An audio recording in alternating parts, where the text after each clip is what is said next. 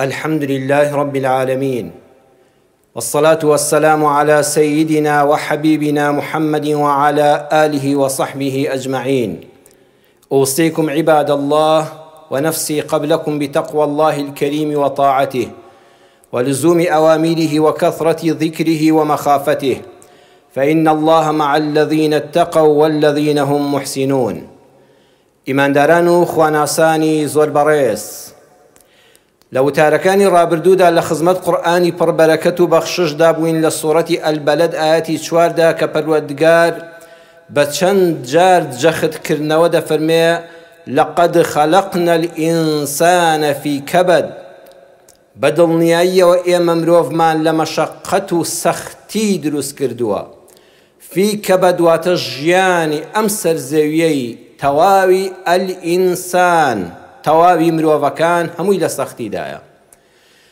یەکەم بۆ ئەو مرۆڤانەی کەوا ڕێز و حرمەتم هەیە بۆ ڕووی جەنابتان یەک بە یەک ئامادەبووان بیسەران و بینەرانی ئەم وتارە، ئێوە زۆر ئازیز و قەدرگران و بە حرمەتن. ببورن هەندێک جار لە وتارەکاندا هەندێ وشە هەیە ناچاری دەبێت دەری ببڕی وەک خۆی بیڵێ. ڕێز و حرمەتم هەیە بۆ ڕووی جەنابتان. دوو لە ڕووی ئێوە مرۆڤانێکن، مرۆڤە سووک و چروک و بێخێرەکان، مرۆڤە هیچ و پوچەکان. ئایا دروستە ئەمانە بە ئینسان بوترێ؟ ئەی خوا نافەرمێ وەلەقەد کەڕەمنا بەنی ئادەم؟ بەڕێزان سەیری وردیەکانی قورئان کەن. خوا دەفەرمێ وەلەقەد کەڕەمنا بەنی ئادەم، بەڕاستی ئێمە ڕێزمان لە بەنی ئادەم گرتووە، نەیفەرموو ئینسان. ئێمە سێ زاراوەی قورئانیمان هەیە کە ئێستا کاتی ئەوە نییە بە درێژی بۆتان باسکەم. بەشەڕمان هەیە، ئینی خالیقم بەشەڕا من طین، لە بەرامبەر چیایە؟ لە بەرامبەر فریشتەکان، لە بەرامبەر جنۆکەکان، لە بەرامبەر گژوگیاکان، بەردوودارەکان، مەخلووقێکمان هەیە پێی دەوترێ بەشەڕ. دوای ئەوە ئەلئینسانمان هەیە. لە کەم شوێنی دنیا قورئاندا هاتووە ئینسان بۆ چاکە بێ، بەڵکو زۆری بۆ زەم هاتووە. بەڵام بەنی ئادەم لە قورئانە بۆ مەدح و ستایش هاتووە، بۆ کەسە چاک و پاکەکان هاتووە. ئەمەی ئەلئینسان کە کەسانێک هەن هەم سووکن، هەم چروکن، هەم هیچن، هەم پوچن، هەم بێنخێرن، هەم خۆ بە کۆیلە کردوون، خۆیان حەزیان بە کۆیلایەتیە. ئەم شەش سیفەتانە لە هەر کەسێکە هەبێ قورئان حەدیسەکە باسی کردووە، لە فەرمودەی پێغەمبەر صلی الله علیه وسلم هاتووە غوثاء کەغوثاء السەیل، ئەوانە شوبهێنراون بە کەفی سەر دەریا. جەنابتان چوونە سەر دەریاکان، سەر ڕووبارە گەورەکان، سەر دەریاچەکان، کەفێکی گەورە لەسەری دەنیشە. ئەم کەفە بێخێرە، هیچ سوودێکی نییە. ئەمجا پوچە، یعنی ئاوا دەستی لێتە کەفەڵوکە ناوەکەی هەر بڵقە، هیچ نییە. ئەمجا زۆرێکی هیچە و پوچە، یعنی هەر هەمووی کۆکەوانێ لە مشتێکە جێ دەبێتەوە کە بە حساب ئەو هەموو مەکان و شوێنەی داگیر کردووە. هەم هیچە، هەم پوچە، هەم سووکە، هەر بایەک فویەکی لێکە دەیبا. ئەمانە بەس قەبارەیەکی زۆریان داگیر کردووە، بە ژمارەی بەرچاو زۆرن، بەڵام هیچن و پوچن، وەکو کەفی سەر دەریاوان، وەکو لە فەرمودەکەی پێغەمبەری نازداردا صلی الله علیه وسلم هاتووە. زۆرێک لەو خەڵکانە بەس بۆ دەنگدان باشن. ئێستا حیزبی وا هەیە شانازی دەکات، دەڵێ 700-800 هەزار دەنگدەرم هەیە. وەڵڵاهی وەجێی شانازی نییە، چونکە ئەوانە لە هەر زەمانێکا بێ بەس دەنگدەرن، شێ لەسەر کار بێ لەگەڵ ئەو کەسن. خۆ ئەوانە ئەو خۆ بە کۆیلە کردوانە ئیشیان بەس بۆ دەنگدان باشە، ئینە هیچ کارێکی تریان نییە لەسەر زەویدا، بێ نرخن، بێ بەها بوون، موچەیەکی بندیواری فڵان و فڵانی بیبێەوە پیا و بێوەژنانەیان بۆ بڕاوەتەوە، بەس بۆ دەنگدان بەکار دەهێنرێن. خۆ ئەوانە خێریان بۆ سەرۆک و ئاغاکانیشیان نییە. خۆ بینیمان سەرۆکی لە ناوچووی پێشووی عێراق بە ملیۆن لەوانە فیداییانی هەبوو، فیداییانی سەدام بە ملیۆنەها بوون. بەڵام کاتێک کە لە چاڵەکە وەکو جرس دەریان هێنا، کام فیداییە ئەو ملیۆنانە لەکوێ بوون؟ ئەی بۆ کەسێک نەبوو دیفاعی لێ بکە، کەسێک نەبوو لە ماڵەکەی داڵدەیدا. بە شارمان بینی هەر ئەو ماوانەی پێشوو خۆمە مێژوویەکی نزیکە بە ملیۆن هەیبوو، بە سەدان مەلای مێزەر سپی جبە لە بەری ڕیژ درێژ نەفدیگ یا بە شاریان بۆ دەوت ئەی بۆ کەسێک لەگەڵی نەمایەوە هیچ کەس فریای نەکەوت نە ئەو فریای ئەوان کەوت ئەوە تا سواری تارەکەی بوو لەگەڵ ژنەکەی هەر ئەو کۆیلانەی یەکێکیان لەگەڵ براکەی خۆشی لەگەڵ خۆی نەبرد نە ئەوانیش وەفایان هەبوو بەرامبەری ئێستا چەپڵە بوانی تازە هاتوون لێ دەدەن هیچ ئەمانە کەفی سەر دەریان هیچ نین ژیانی ئەمانەش بەڕێزان ناڕەحەتە ژیانیان قورسە بۆ چونکە تا دەیسەلمێنن کۆیلەیەکی چاکن مەسینە هەڵگرێکی باشن پەیدا دەوێ تا وەردەگیرێن ئەو ناڵەیان لە بنە پێدەدرێ تۆزە قورسە بۆیان ئەمانە چارەنووسیان عیبداری لای خەڵکن ڕیسوا و جێگایان زبڵدانی مێژووە و تاوانباری لای خوان ئەوانە هەر گوناهبار نین گوناهبار باشترە ئەمانە تاوانباری لای ڕەب العالمین لە قیامەتا خوددا پەناماندا دووەمیان بۆ کەسی دیندار و بە مەبدە واللهی ژیان ئەمجا زۆر قورسترە بە تایبەت پێغەمبەران سەلامی خۆیان لەسەر بێت لە هەموو کەس زیاتر ئەشکەنجیان لە ژیانە بینیوە ناڕەحەتیان چێشتووە دوای ئەوە سەحابەکان ئەمجا زانایانی پایەبەرزی ئیسلام ئەمجا ساڵحان و خواناسان و ئەولیایان و دۆستانی خوا پاشان تەواوی چینی ئازادی خوازی ناو مرۆڤایەتی تەنانەت ئەوانەی موسڵمانیش نەبوون بەس ئازادی خواز بوون بۆ مرۆڤایەتی ئەوانش چەرمەسەری و ناڕەحەتی زۆریان لە ژیانە توش بووە پەروەردگار لە سوورەتی ئەلبەقەرایەتی 214 دەفەرمێ ئەم حەسیبتم ئەن تەدخولوا الجەنەتە ولما يأتكم مثل الذين خلوا من قبلكم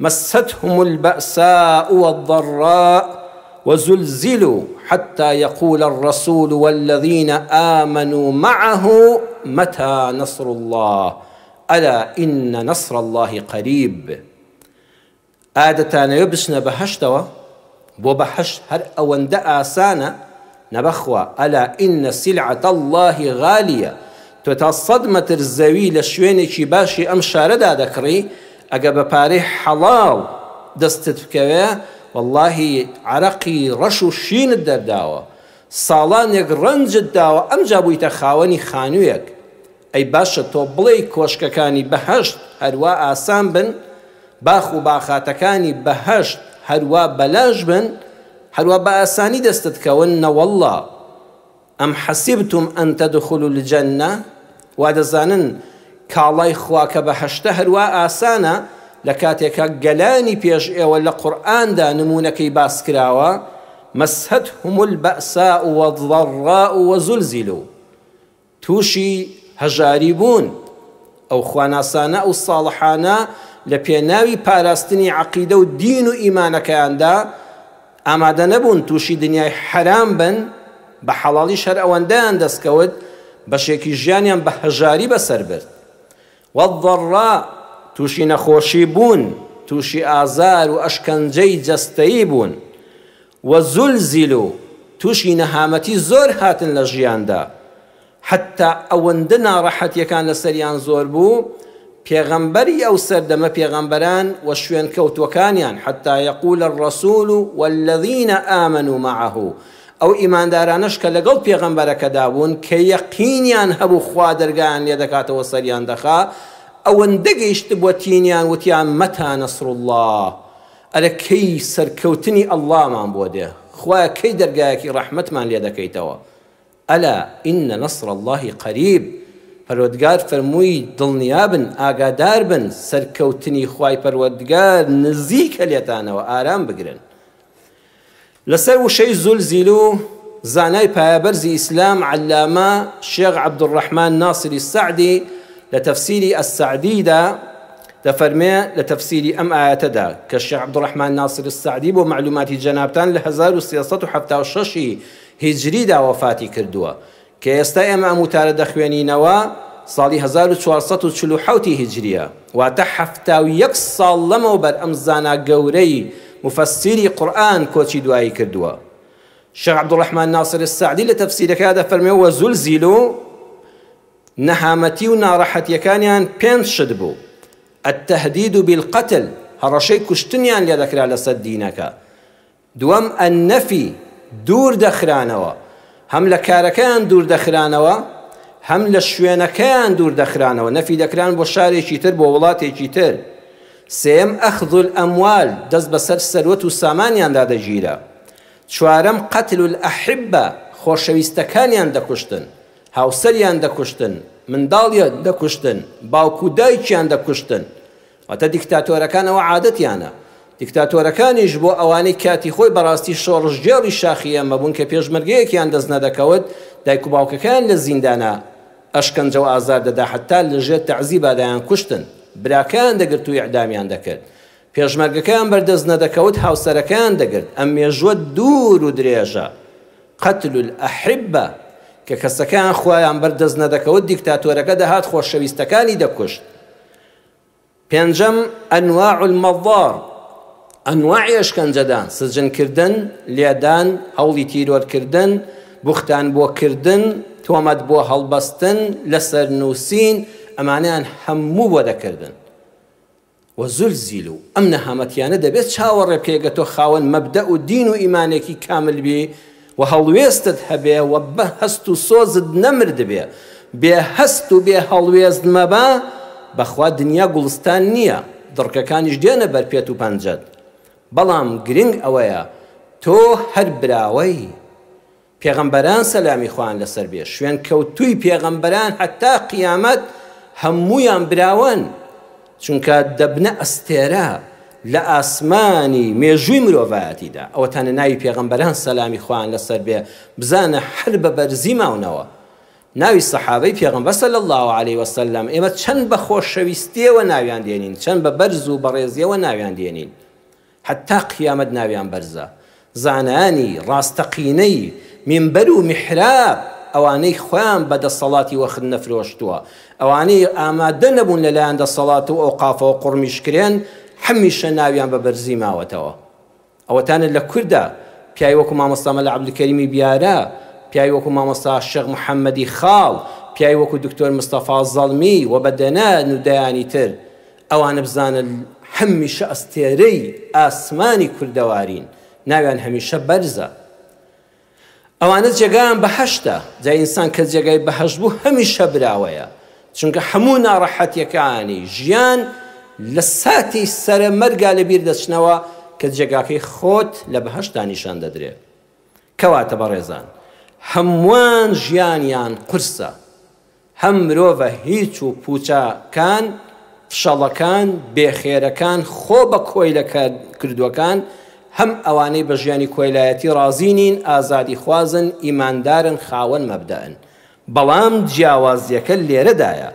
جیاوازیەکە ئەوەیە مرۆڤە سووک و چروکەکان، هیچ و پوچەکان بەردەوام خەمبارن، خەم دەخۆن بۆ دووشت، بەس بۆ دووشت، دەم و داوێن دوو لە ڕوویەوە، یان بە زاراوەیەکی تر بڵێم بۆ دووشت، جنس و فلس، جنس و فلس، بەس خەمخۆری ئەم دوانن.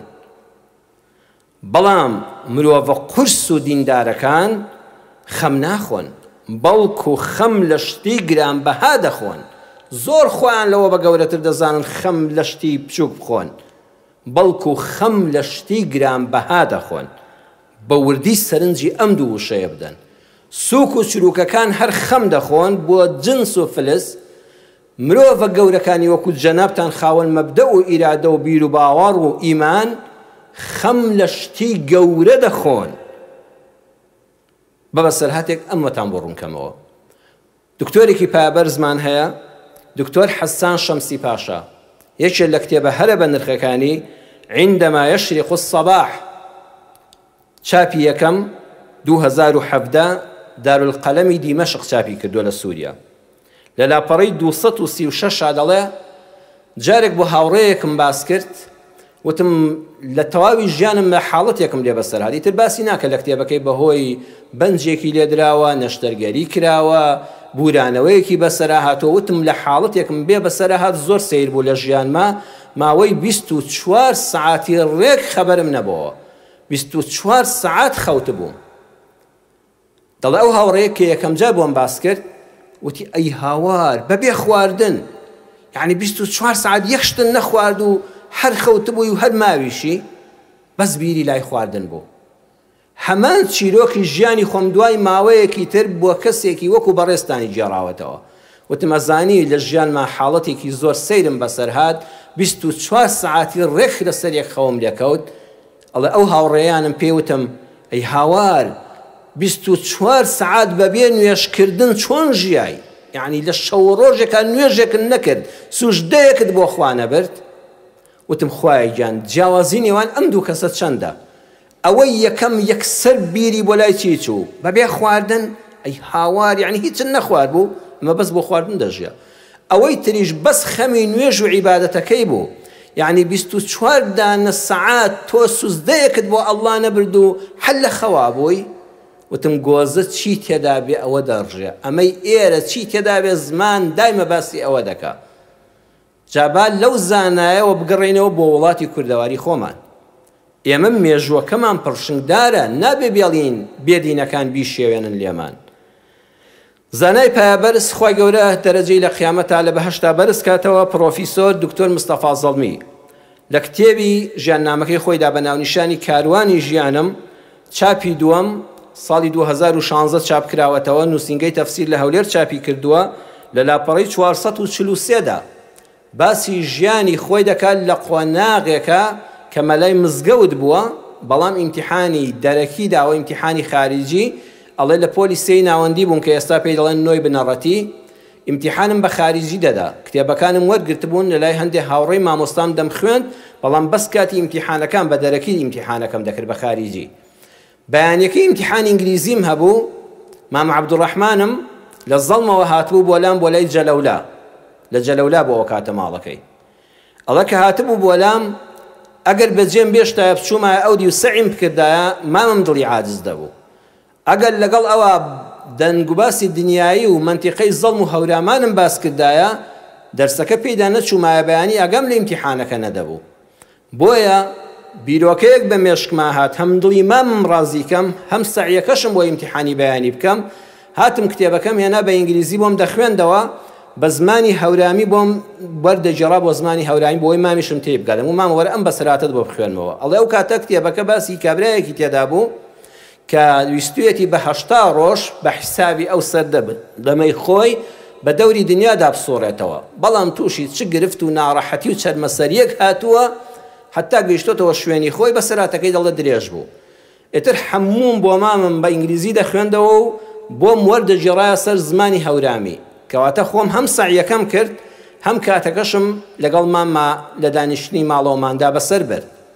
ئەڵێ کە تەواو چیرۆکە کە تەواو بوو لێ بوومەوە، مامم تەنها ئەوەندەی گوت بە زمانی شیرینی هەورامی وتی ئاپیایە نماکەرێ ڕۆڵە مەلا مستەفا ئەو پیاوە نوێژی دەکردن؟ ئەڵێ وتم ئای خوای پەروەردگار، مامم لە تەواوی ئەم چەند سەعاتەدا کە من کتێبی بۆ دەخوێنمەوە باسی ئەم پیاوەی بۆ دەکەم بەس بیری لای ئەوەیە تۆ بڵێ ئەم پیاوە نوێژی کردبێ و سوزدەی بۆ خوا بردبێ. بیری لای ئەوە نەبوو ئەرێ لەم هەموو سەفەرە درێژەدا چی دەخوارد، خواردنی لەکوێ دەست دەکەوت، چ پێڵاوێکی بە قووەتی لە پێدا بوو، چ جلوبەرجێکی پۆشی بوو، سەرما و گەرمای چۆن بوو، پارەی پێبوو، ژن و منداڵی هەبوو یان نا. نە، مامم بەس تەنها بیری لای یەکشت بوو، ئەو پیاوە نوێژی دەکردیان نا، بەخوا بەس ئەوەش ئەساسە. ئایا پەیوەندی لەگەڵ خوای خۆی چۆن بوو ئەوانم بۆ باسکە.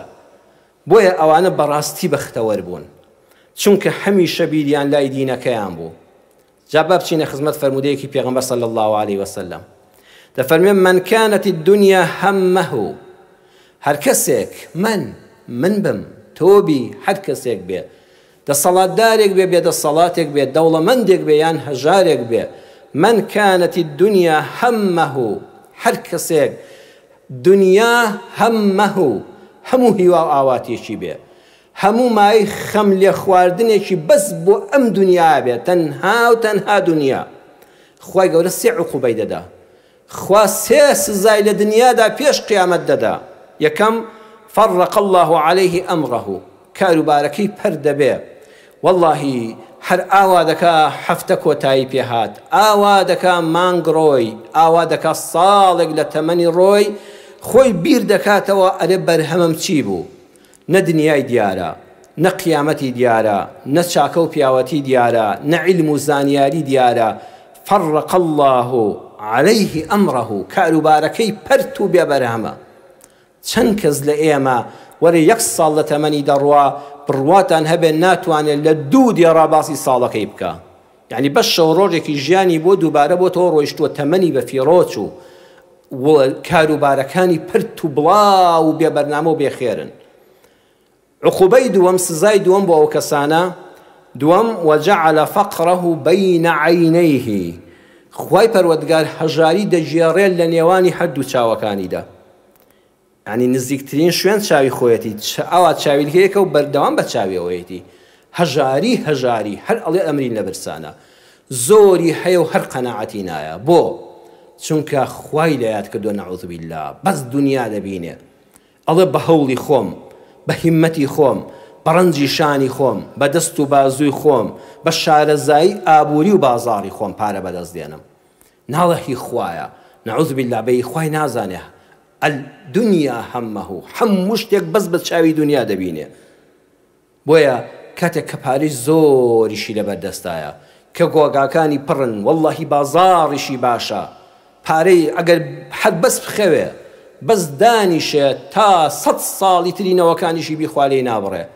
کەچی هەر ئەڵێ ئەمرین لە برسانە، چونکە دەترسێ، ئەڵێ ماڵەکەم لەوە چێ ئاگر بیبە، لەوە چێ نەخۆش کەوم، لەوە چێ منداڵەکانم خراپ بن و لێم بدزن، لەوە چێ لە سوڵح و سەلاحەتی کچەکەما داینێم. دایمە جعل فەقڕەه بەین عەینەیه، فەقیری چوەتە ناو چاویەوە، وا لە ناو چاویایەتی لەزەت لەم ژیانە ناکە. واللهی چەندەها خەڵک هەیە بەسەر تەلەفۆنەکەەوە خەوی لێ دەکەوێت، $1 دێنێ و لاسیکی لێ دەدا و حیساب دەکا و کتاب دەکا، نە زەکات دەدا، نەخێر دەکات، دایمە ئەم دڵەشی پڕە لە هەژاری. عقوبەی سێیەم پەنا بەخوا، وەلەم یەئتیه من الدنیا إلا ما كتب له، بەخوا لە دنیاشا هیچی دەست ناکەوێت ئیلا ئەوەی کە بۆی نووسراوە. بەخوا ئاخر پاروەنانێک کە بۆی نووسراوە هەر ئەوەندە دەچێتە گەدایەوە. ئەو قومە ئاوەی کە خوای پەروەردگار بڕیاریدا، وەڵڵاهی لەوە زیاتر ناچێتە ئەو دی و دەمتەوە، بشتێتە دەمتەوە، لەو کاتەیە جەڵدەیەک لێ دەدا و دەڕژێتە دەرەوە، چونکە هی تۆ نییە، هەر ئەوەی خوا بۆی نووسیوی بە نسیب تۆ دەبێت. ئەم هەموو ڕاکە بەس ماندووبوونت بۆ مایەوە، جا چونکە خواشی نەناسیوە، منداڵەکانیشی نایناسن. واللهی دوای مردنی خێر و خێراتێکشی بۆ ناکەن، بەڵکو گوناهی لەسەر دەکەن، ئەمجا عوقبەی ئەوانیشی دەچێتە سەر. بەڵام چینی دووەم، ومن كانت الآخرة نيته، كسك كوا آخرت قيامت ذا سيري وردي فرمودكان كان لسو شبه وشيء مجادلن بوستن نافرمي من كانت الآخرة همه لردا فرموي نيته أو كسي كوا قيامت لنا ونيتي دلو دروني دايا واتهر خيالات نية لم يشكيها بها بنيتكاني تيكلاوي قيامت بو نمونه كاتێکەوە کاسبی دەکا، دەڵێ یا ئیلاه العالەمین، پاداشتی تۆم دەوێت لە قیامەتە لەسەر ئەم کاسبیکردنم، ئەڕۆم کار دەکەم، بازرگانی دەکەم، دوکانداری دەکەم، کرێکاری دەکەم، فەرمانبەری دەکەم، خوایە دەمەوێت زۆرم پێ ببەخشی، بۆ بەڵکو بەر ئەو ئایەتەکەوم والذین هم للزەکاتی فاعیلون. ئێمە کاتێک کە دەڵێن ئینسان بیری قیامەتی هەبێ، بەڕێزان وا حاڵی مەبن، بەس بەنانە وشکە ڕازیبی، بەج لە شڕۆڵەیەک لەبەر تا ڕازیبی لە کولانەخانوێک کابژی بەڕاستی تۆ دینداری نەوەڵڵا، خوا دەمەوێت زۆرم پێ ببەخشی، من هیممەت دەکەم، کەسابەت دەکەم، بەڵام پشت بە تۆ، بەڵام بۆچی دەوڵەمەند بم؟ بۆی پۆست بەسەر خەڵکا لێدەم و ببم بە قاڕون؟ نە، بۆ ئەوەی ببمە ڕیزی ئەو کەسانەی، بگەمە ڕیزی ئەو کەسانەی والذین هم للزەکاتی فاعیلون. بۆیە کاسبی دەکەم، خۆم ژیانم تێر و تەسەل و خۆش بێ لەگەڵ ماڵ و منداڵمدا، هەم زەکاتیش بدەم. زەکات لە چێ دەکەوێت؟ لە دەوڵەمەند کە زیاد لە خۆی هەیە، کە پاشەکەوتی هەیە، کەواتە چۆ کاسبیەکەت بوو بە خێر، هەمووی بوو بە عیبادەت. شت بۆ ژن و منداڵەکەت دەکڕی. پێغەمبەر صلی الله علیه وسلم فەرمووی کە دەچیتە بازاڕ، لە کەلوپەل، لە خۆراک، لە پۆشاک دەیهێنیتەوە و دووسێ عەلاقەت بەدەستەوەیە، یەحتەسیبه، بڵێ خوایە پاداشتم لە تۆ دەوێ، خوایە دەمەوێت پاداشتی ئەمەشم لە قیامەتا پێ ببەخشی. پێغەمبەر صلی الله علیه وسلم فەرمووی ئەوەش بۆ تۆ دەبێتە پاداشت. جلوبەرگێک بۆ خۆت دەکڕی، خواردنێک بۆ خۆت دەکڕی، بڵێ خوایە ئەمەشم بۆ بکە بە پاداشتی قیامەت، وەڵڵاهی خوا ئەوەشت بۆ دەکاتە پاداشتی قیامەت. هاوکاری هەژارێک دەکەی، ڕێنمایی داماوێک دەکەی لە فەرمانگەکەدا کە تۆ سەر لە کارەکە دەردەکەی، دڵی خەڵک بە قسەیەک خۆش دەکەی، سڵحی نێوان دوو کەسی ناکۆک دەکەی، بۆیەت نەبێ کەوا سەرنجی ڕاکێشی. ئێستا خەڵکەیە خۆی هەڵدەبژێرە بۆ پەرلەمان، بزانت چەند ئەمجا زمانی شیرینە، ئێستا لەم دوایەن دەدەست پێ دەکا سەردانی ماڵی ئەو تەلەفۆن بۆ ئەو تەلەفۆندا ناخە، جوابی هەموو کەس دەداتەوە، دایمەز لەسەر سنگ بەڵێ قوربان لە تەلەڤیزۆن خۆی نمایش دەکا، دەبێتە ئیمامی ڕەبانی، بەهار دێنێتە ئەژنۆ بۆ ئەو خەڵکە. من ناو دڵی خەڵک ناخوێنمەوە، لە ناو پەرلەمانتارانیشە بە دڵنیاییەوە چاک هەر هەیە لە پیاوان و لە ژنان. ئینسانی بە هەڵوێست هەر هەیە، خوای گەورە لە قورئانە لە زۆربەی شوێنەکانە ئاماژەوە دەکا وەمینهم، کەسانێک هەر هەنەگە باسی چینێکی خراپ دەکات دەفەرمێ کەسانێکی باشیشیان هەر تێدا هەن. لەناو ئێمە دڵی خەڵک خوا بەس خۆی ئاگادارە بە چینێتێک دەچێتە پەرلەمان، بەڵام بەڕ و کەشەکەی تەماشاکە ئەم گەرم و گوڕیە بۆ خوانیە، بەس بۆ دەنگەکەیە تالێت دەکڕێت تا سەرنجت ڕادەکێشێ، ڕۆژی دوای دەنگدان سار بۆتەوە، ئێتر تا 4 ساڵیکە باوەڕ ناکەم بتبینێتەوە. ناڵم بەعام، دەڵم تاک و چاک لە ناو هەموو چین و توێژێکە هەر بووە و هەر دەشبێت تا قیامەت. بەڵام ئەوەی کە تۆ دەیکەی لەبەر خوا، خوا دڵی فڵان کەسم خۆش کرد هەر لەبەر خوا، ئاشتەوایی نێوان دوو کەسم کرد بەس لەبەر خوا، پاداشتەکەم بەس لە تۆ دەوێ، وەڵڵاهی خوای گەورە ئاوا دایمە قیامەتت لەبیر بێت، جلوبەرگ لەبەر دەکەی، جلوبەرگێکی جوان لەبەر دەکەی، بەس نێتت ئەوە بێ خوایە حەزەکەم بۆن خۆش بم، جلوبەرگم جوان و کەشخە و سپۆرت و توکراو بێ، بۆی خەڵکێک کە سەیری کردم بەهۆی منەوە ئیسلامی لا ناشرین نەبێ، بەهۆی منەوە بڵێ وەڵڵاهی موسڵمانان بەڕاستی پۆشتە و پەرداخن، بۆن خۆشن، ڕێک و پێکن، وەکو خاڵی سەر بۆ نادیارن. هەر کەسێک دایمەنێتی قیامەتی هەبێ خوای گەورە سێ پاداشتی پێدەبەخشێ. یەکەم جەمع الله له ئەمڕه، خوا کارەکانی بۆ کۆ دەکاتەوە، کاکە دەزانی خەریکی چی، وەڵڵاهی ئەمجا بەس چاوت ئەڵڵا دەبیر، خوایە تۆ لێم ڕازی بی، جا زەید و عەمر و فڵان چییە، فڵان کەس کۆمێنتم لەسەر بنووسێ، فڵان کەس باشم پێ بڵێ، خوایە گرنگەوەیە تۆ لێم ڕازی بی. جەمع الله له ئەمڕه، خوا کارەکانت بۆ کۆ دەکاتەوە. بڕواتان هەبێ ساڵ کۆتایی پێدێ، ئەزانی چیت کردووە، بەرهەمێکت دیارە، دڵت بە خۆت خۆشە. دووەم وجعل غناه في قلبه، خوا دەوڵەمەندی دەخاتە شوێتەوە في قلبه، ناو دڵتەوە، جا بەڕاستی ئەوە دەوڵەمەندە کە دڵی دەوڵەمەندە. بڕواتان هەبێ خەڵکانێکم بینی و جەناویشتان بینی وتانە کە لەگەڵی دادەنیشی دڵت دەگەشێتەوە، ئەوەندە دڵی دەوڵەمەندە، دەبەخوا هەر ئەوەیە پارێک لە جیفانیایەتی، شکر قەرزاری خەڵک نییە، ئەڵێ ئەمە ملیاردێری دۆلارە، ئەوە نەدڵ و دەروونێکی فراوانی هەیە، ئەوە نیشانەی ئەوەی قیامەتی لەبیرە. سێەم واتته الدنيا وهي راغمة، والله دنیا شوێنی دەکەوە ئەم لەبەری ڕادەکا، بخوا تەبیعەتی ئەم دنیای وایە کە چاول لەسەر قیامەت و ڕەزامەندی خوا بوو، والله دنیا بە دووددا ڕادەکا. ئەوەی کە چاوی قیامەت ببینێ، والله دنیا دێتە بەردەمت، تۆ پشتی تێدەکەی لەبەر خوا، خوش پەکت ناخە، والله بە حەڵاڵی بازاڕت پێ دەبەخشێ و بۆت دەکاتەوە. بۆیە بەڕێزەکەم هەر ئێستا لەم ڕۆژی هەینێدا، لە کاتی بیستنی ئەم وتارەدا خۆت یەکلایی بکەوە، لەم دوو ناوە ڕاستەقینەیە یەکیان بۆ خۆت هەڵبژێرە.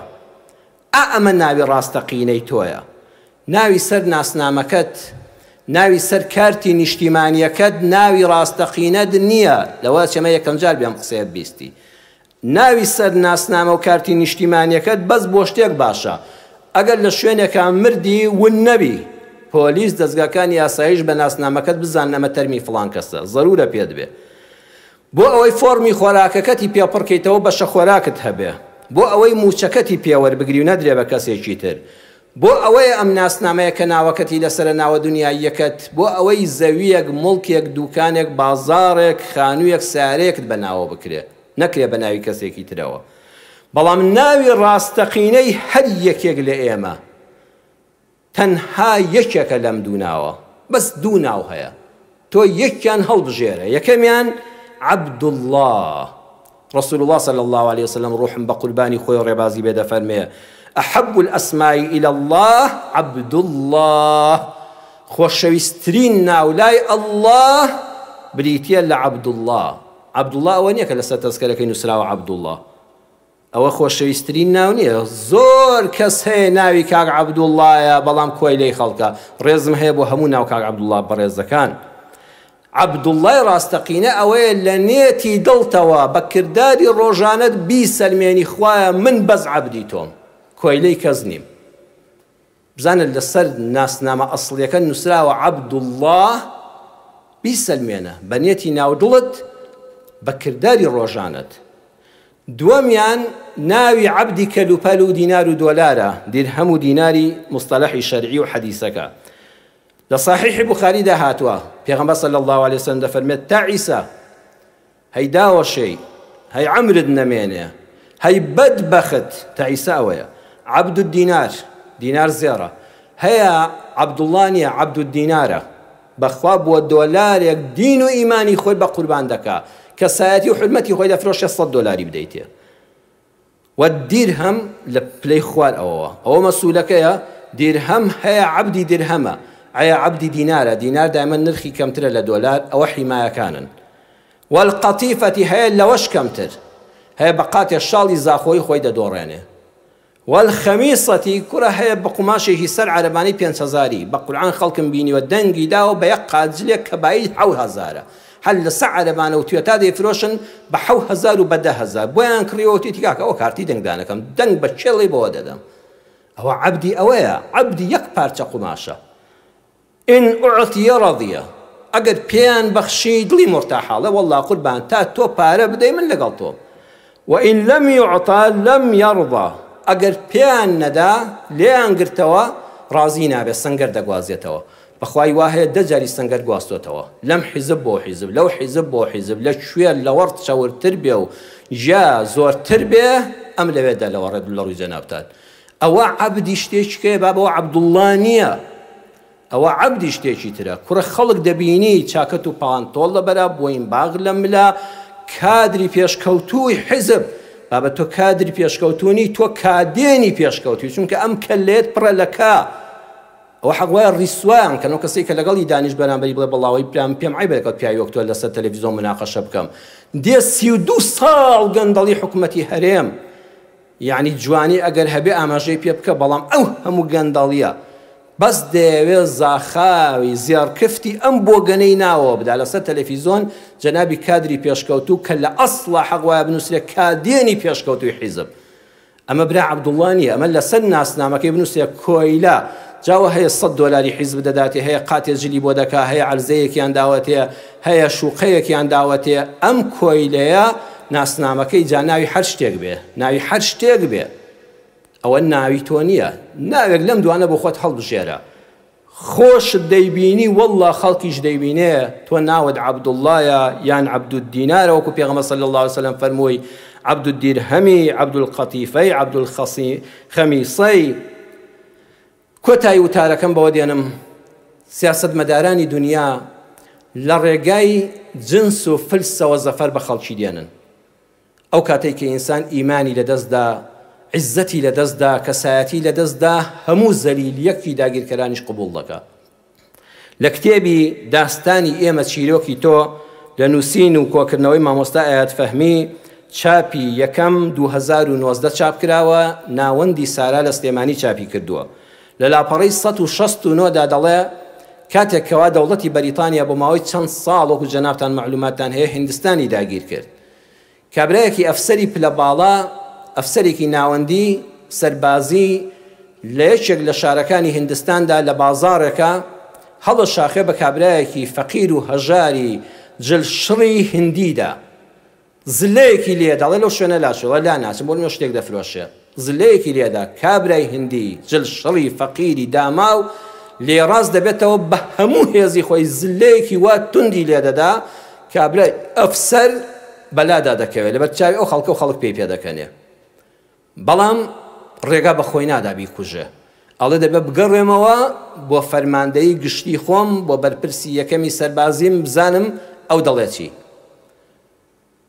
ئەچێ بۆ لای ئەڵێ قوربان فڵان کەس وا لە فڵان شوێنە توانیوێتی زلەیەکی بەهێز لە ئەفسەرێکی سەربازی دەوڵەتی بەریتانیای عوزما بدا لەبەر چاوی خەڵکە و خەڵک پێکەنیوە پێمان بەڵام نەمتوانی فیشەکێکی پێوەنێم لەبەر پاراستنی دیسپلینی سەربازی و گەڕانەوە بۆ فەرمانی بەڕێستان ئێستا تۆ فەرمانت بە چییە کابرا چەند چرکەیەک دەوەستێ ئەمیش بە حیسابی خۆی گەیشتۆتە پلەی لیوا و ئەوانە هەروە بە ئاسانی و پلەی پێ نەبێت بەخشراوە هاتووە هەم داگیرکەری سەربازیە هەم پیاوێکی سیاسیشە دەزانێت چۆن هەڵسوکەوە لەگەڵ خەڵکی وڵاتە دەکا و مێشکان دەشواتەوە بە کابرا دەڵێ بە کابرای ئەفسەر دەڵێ بڕۆ یەکسەر بۆ لای پارەیەک دەردێنێ 50,000 ڕوپیەی تێدا دەبێت واتە پارەی بۆ لونەن دەفتەرە دۆلار زیاتر ئەڵێ بڕۆ بۆ لای دەستی لە ملکە ئەم لاولای ماچکە داوای لێبوردن و گەردن ئازایی لێ بکە ئەم 50,000 ڕوپیەشی پێ بدە کە پارەیەکی یەکجار زۆری ئەو سەردەمەی هیندستان بووە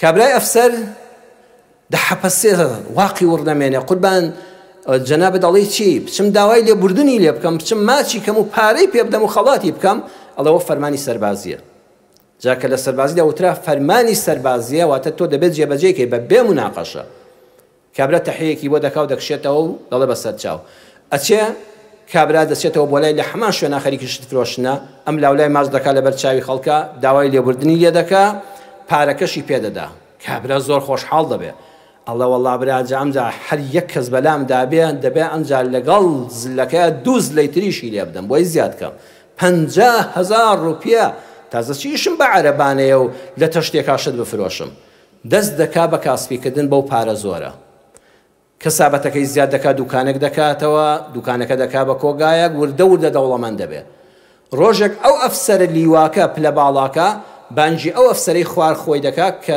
1-2 ساڵ لەمەوبەر ئەوەی لێ بەسەر هاتووە ئەڵێ ئێمە وەکو ئینگلیس قەت ناهێڵین بە سەرماناتیە پەڕێ کەسێ زلەیەکمان لێدا بەڵام وە کەسی زلەیەکی لێداوین شەر نییە لە دەقەی خۆیدا لێی دەینەوە لە کاتێکی ترە تۆڵەی خۆمانی هەل لێ دەکەینەوە ئێستا فەرمانی سەربازیت پێ دەکەم بڕۆ لەبەر چاوی خەڵکە لە ناو بازاڕەکە ئەو پیاوە بەلاو شەقامێکی قەرەباڵغاڕۆی بڕۆ یەخەی پێ بگرە و بە هەموو کەیفی خۆت زلەیەکی لێدا ئەڵێ جەناب فەرمانەکە بە بێ مناقەشە دەبێت جێبەجێ بکرێت چونکە فەرمانی سەربازیە بەڵام ئەوە بەو فەقیر و هەژاریە زلەیەکی لێدام خستمی ئێستا بەم دەوڵەمەندیە من حەل لە بیرم نەچۆتەوە حەل لە داخەکەی لە دڵمایە بەڵام ئێستا زۆر دەوڵەمەند بووە بەخوا دەتزانێت دەتوسم ئێستا چەکی پێوە بشم کوژێ ئەڵێ تۆ تەنها جێبەجێکردنی فەرمانی سەربازی لەسەر شانە تەحیەیەکی بۆ دەکا و دەڕوا لە ناو بازاڕی هیندستاندا لەو شارەدا لەبەر چاوی ئاپۆڕای جەماوەردا بە هەموو هێزی خۆی کابرای ئەفسەری ئینگلیز زلەیەک لەو پیاوە دەدا کە 2-3 ساڵ لەوەبەر ئاوازلەی لەمدا بۆەوە ئەم جارە کابرا کە زلەکەی خوارد دەست لە سەرسنگدا هاتەوە داوای لێبوردنی کرد وتی چی جەنابەت دەفەرمی لە خزمەتتدام کابرا وتی هیچ بڕۆ گەڕایەوە بۆ لای لیواکە بۆ لای فەرماندەی باڵای سەربازیەکە وتی قوربان زۆر سەیر بوو ئەم جارە چەمیەوە بووم ئەم جارە ڕوومەتی تریشی ڕاگرت و زلەیش تریشی لێدەم پاشە ئەو بۆ وتی تۆ شارەزاید نییە تۆش کە گەیشتی ئاستی پلەی سەربازی من تێدەگەی دنیا چۆنە ئەو کاتێک کە فەقیر بوو ئیسلام بوو دینی هەبوو عیزەتی هەبوو شکۆی هەبوو کەسایەتی هەبوو ئەگەر دەیزانی تۆ دەماچەت پێ فیشەکێک دەنێوێنە سەریەوە بەڵام قبوڵی نەبوو بێ عیزەتی قبوڵکە من بە پارە کڕیم دینم لێ کڕی کەسایەتیم کڕی عیزەتم کڕی پیاوەتیەکەیم لێ کڕی بە 50,000 ڕوپیە کردم بە کۆیلا حەز دەکەی لە جیاتی زلە شەقی تێ هەڵدا لە بازاڕا قەت بەرەو ڕوون نابێتەوە تازە ئەو مرۆڤە ڕۆی ئێمە دەمانەوێت ئەم وڵاتە ئاوا داگیرکەین کەسەکانم بەرپرسانی وڵات ئەو کەسانی کەوا لە کۆتایی هەفتاکان و شۆڕشی سەرەتای شۆڕشی نوێی گەلەکەماندا شێریان بەگوێ دەگرت ئێستا بزانە لەو بەغایە چەند بێ نرخ کەوتون لەبەر موچەیەک لەبەر پۆستێک لەبەر وەزیفەیەک دوژمنان ئێمەیان کڕیوە میلەتەکە ناڵێم ئێوەیان کڕیوە بۆ ئێمە ترسیمان لەسەرە بە هەژاری عیزەتدار بووی دوژمن یەک فەوج عەسکەر بەرامبەر یەک پێشمەرگە نەیدەتوانی بوەستێتەوە ئێستا ئەو هەموو پلەدارە سەربازیەمان هەیە لە 150 خاکی کوردستانمان لەدەستداوە یاخوا هێرشمان نەکرێتە سەر مەگەر فەقیر و هەژارە دڵسۆزەکە دیفاع بکە ئینە باوەڕ ناکەم ئێوە غیرەتی ئەوەتان مابێ دەست بۆ چەکەکانتان بەرن ئێوە بەس خەریکی دەوڵەمەندکردنی خۆتان و کۆمپانیاکانتان و باخەکانتان و زنجیرەی ئۆتۆمبیلەکانتان و جامیعەی کوڕەکانتان و ئەسپینەوەکانتانن تازە باوەڕ ناکەم میلەت بە تەمای ئێوە بێ. داواکاریشم لە ئەڵڵای متعال یا ڕەبی خوا دەرگای ڕەحمەتمان لێ بکەیتەوە، یا ئەڵڵا دەرگای ڕەحمەت لە هەموو موسڵمانانی جیهان بکەیتەوە، دەرگای ڕەحمەت لە موسڵمانانی غەزەی لێ قەوماوە بکەیتەوە یا ئەڵڵا، یا ڕەبی خوا دەرگای ڕەحمەت لە موسڵمانان و میلەتی کوردی موسڵمان و گەلانی کوردستان بکەیتەوە، دەرگای ڕەحمەت لە هەموو کورد زوبانێک لە هەر چوار پارچەی کوردستان بکەیتەوە. ئەم میلەتە تەنها تۆی هەیە، تۆ پشتی بەنامانی یا ئەڵڵا پشتیوانیمان لێ بکەی، یا ئەڵڵا بە مافەڕەوەکانی خۆمانمان بگەیەنی، ژێردەستەی ناحەزانی کورد و کوردستانمان نەکەیتەوە یا ڕەب العالەمین، بە خراپەی بەرپرسانی ئەم وڵاتەمان لەگەڵ نەکەی، یا ڕەبی خوا لە بەردەستە بەدەستنوێژەکان، دایکە چاو بە فرمێسکەکان، باوکە شەهیدەکان، شەهیدانی دڵسۆزی ئەم وڵاتە کە خوێنیان بەم خاکە بەخشی، خوا دەرگایەکی ڕەحمەتمان لێ بکەیتەوە، نەمان خەیتەوە ژێردەستی ناحەزانی کورد و کوردستان و ئیسلام.